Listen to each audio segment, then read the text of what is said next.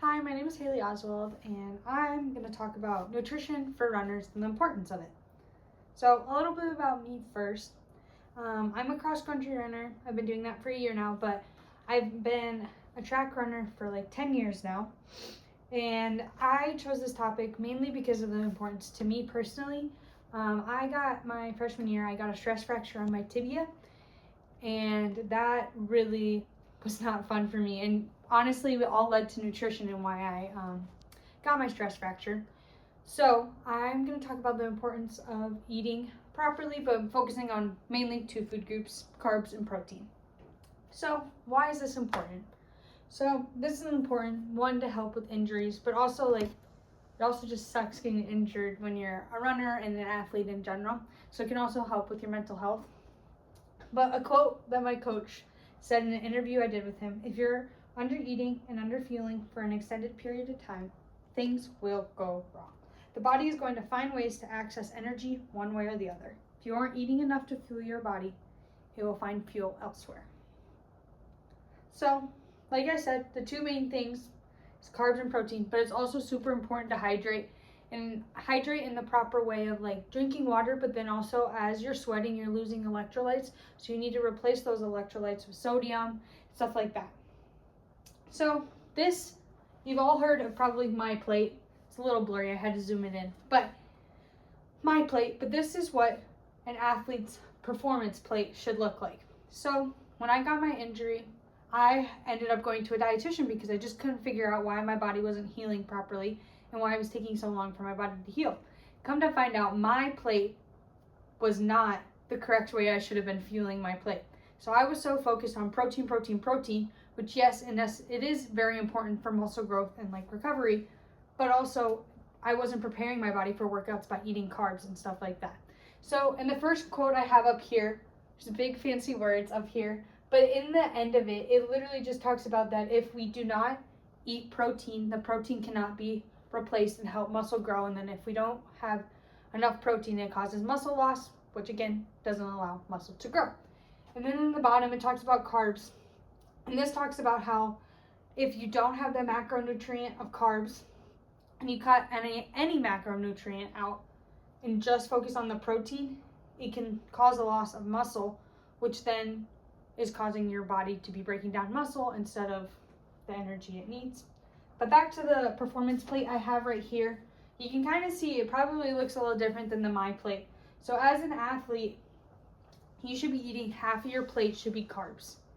And then a fourth of your plate should be protein. The dietitian I went to said that the protein that you should be eating should be about the size of your palm, and that's about all you need. So for me, what I was lacking is I was eating double the amount of protein than I would be carbs. So I'd be going to the cafeteria and eating, say, a bun, and then I would be eating 2 pork chops with it because I was thinking I need to eat the protein to recover. But in all actuality, I should have been eating 1 pork chop with 2 buns and probably even more carbs than that. And then also, we got to have our fruits and veggies on the side. Oops, that shut off. Okay. This just gives an ideal time frame of like what can help you get to your goals. So I have some for like female distance runners and race walkers over on this side. And then the other side, this is like male sprinters, jumpers, and then like throwers. I created a new teaching tool. But in the teaching tool, it also has these here. So like this one's here, and then this one's here as long with that as well. And I have a lot of the stuff that I have in the PowerPoint in this as well. But again, this just helps break down what you should be eating and like how to time it properly. But like it's obviously going to be catered to your training and your times. Like me and us as a track team, we lift at 6 a.m. So we wouldn't be eating breakfast. We'd be eating breakfast earlier than this. And then we would be doing like strength training. This would be at like 6 a.m. instead. So it'd be completely catered to your schedule and stuff like that. And then I have a great resource that is completely free on Instagram. Kelsey Poulter is her name, and you literally just type this in. Highly recommend you follow her on Instagram. But I have a little video that she has said things about running. Here's what locked-in nutrition for runners looks like. Number 1, you're eating at least 3 full meals and 2 snacks a day. Each one of those meals has high-quality carbs, great protein, and great fats. The snacks are going to be higher carbohydrate, and you're going to time those around your training sessions and your mileage so that you have the energy to train really well. Number 2, you need to make sure that you're hydrating properly with the right amount of fluids and electrolytes. The hotter it is, the more fluids and electrolytes you're going to need, especially if you're putting those miles in the middle of the day heat. And then number 3, once you get those things locked in, is when you can start looking more into the supplements.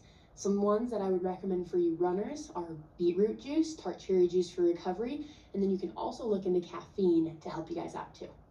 So she obviously goes in more depth than what I'm going into, but she talks about the main things: hydrating, carbs, and protein. And then she throws in the supplements at the end, which is more in depth for other things and deeper research.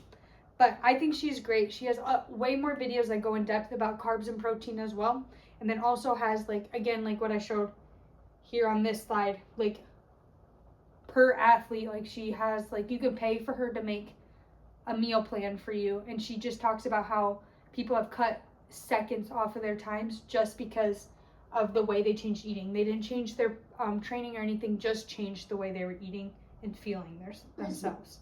So here's some snack ideas to bring along with. You could possibly bring these to meets or whatever, but some of these obviously aren't realistic for meets, but like it could be like a quick snack you have in class or something like that. So like the Greek yogurt with fruit, you probably wouldn't bring that to a meet, not very realistic to be able to keep cold, but like this could be a great, like, bring to class, I'm going to eat in a couple, like an hour or so.